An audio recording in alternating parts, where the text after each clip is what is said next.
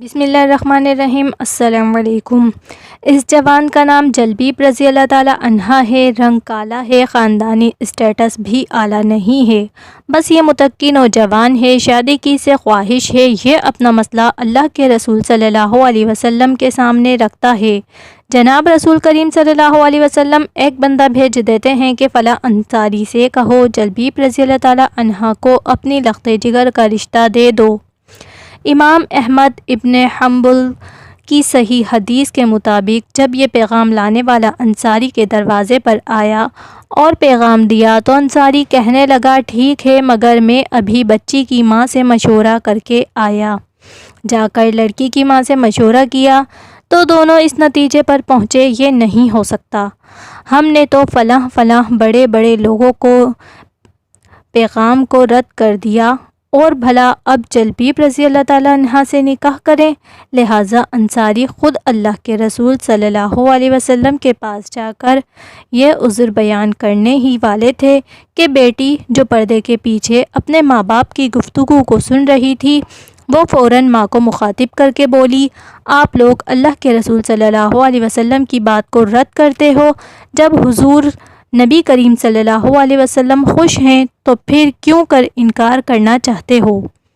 اب دونوں نے دوبارہ باہم مشورہ کیا اور کہا کہ بچی کی بات ٹھیک ہے، درمیان میں اللہ کے رسول صلی اللہ علیہ وسلم ہیں، اس سے انکار کرنا گویا جناب رسول کریم صلی اللہ علیہ وسلم کی خواہش کو رد کرنا ہے اور یہ ٹھیک نہیں ہے۔ چنانچہ مذکورہ انصاری صحابی سیدھے جناب رسول کریم صلی اللہ علیہ وسلم کی خدمت میں حاضر ہوئے اور عرض کی، اے اللہ کے رسول صلی اللہ علیہ وسلم، آپ اس رشتے سے خوش ہیں؟ آپ صلی اللہ علیہ وسلم نے فرمایا، ہاں، میں تو رضامند ہوں۔ انصاری نے فوراً کہا، پھر آپ کے اختیار میں ہے، آپ نکاح کر دیجئے۔ چنانچہ آپ صلی اللہ علیہ وسلم نے نکاح کر دیا۔ جلبیب رضی اللہ تعالیٰ عنہ کو خوبصورت اور خوبصورت دلہن مل گئی اور دلہن کو وہ دولہا ملا جس کا انتخاب جناب رسول کریم صلی اللہ علیہ وسلم نے کیا۔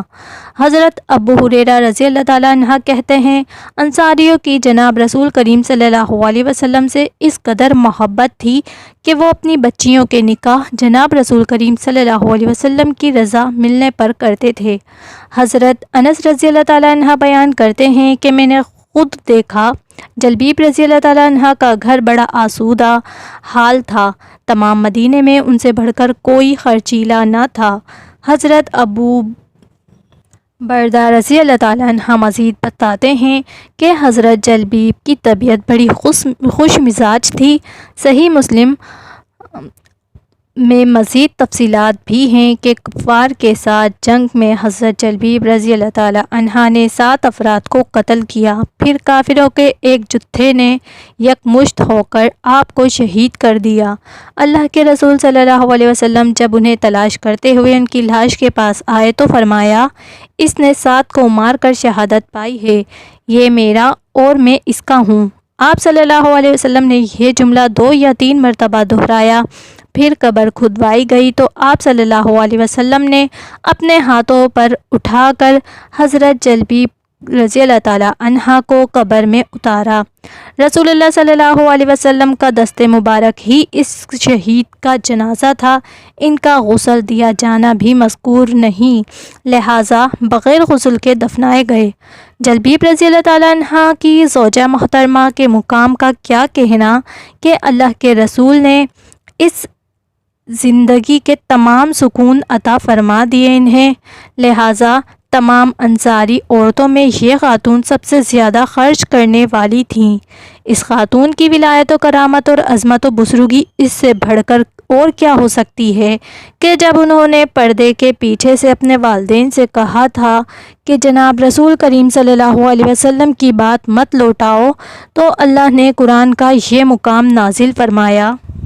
ترجمہ: جب اللہ اور اس کے رسول صلی اللہ علیہ وسلم کوئی فیصلہ کر دیں تو کسی مومن مرد اور مومن عورت کو کسی امر کا کوئی اختیار باقی نہیں رہتا، اور جو شخص اللہ اور اس کے رسول صلی اللہ علیہ وسلم کی نافرمانی کرے تو وہ کھلی گمراہی میں جا پڑا۔